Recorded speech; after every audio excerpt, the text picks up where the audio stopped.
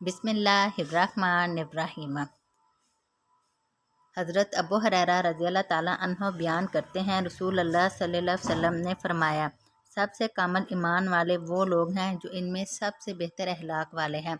मिशकातुल मसाबी हदीस नंबर 5101।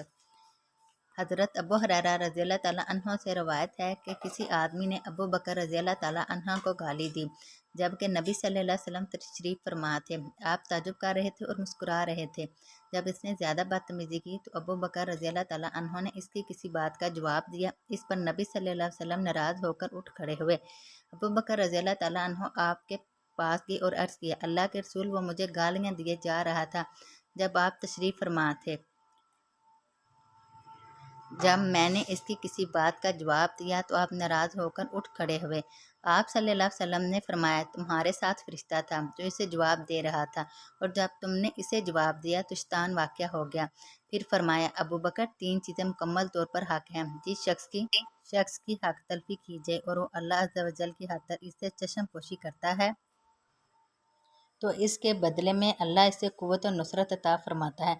जो शख्स सिला रहमी की खातिर अतिया देता है तो अल्लाह इसके बदले में इससे ज़्यादा अता फरमाता है, और जो शख्स कसरत माल की खातिर दस्ते सवाल दराज करता है तो अल्लाह मज़ीद किल्लत फरमा देता है।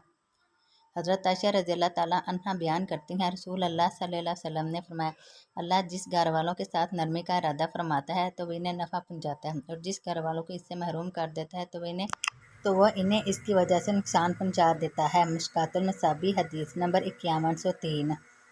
हज़रत अबू हुरैरा रज़ियल्लाहु ताला अन्हु से रवायत है कि एक आदमी ने नबी सल्लल्लाहु अलैहि वसल्लम से दुराज़ की, मुझे वसीयत फरमाए। आप सल्लल्लाहु अलैहि वसल्लम ने फरमाया, गुस्सा ना किया कर।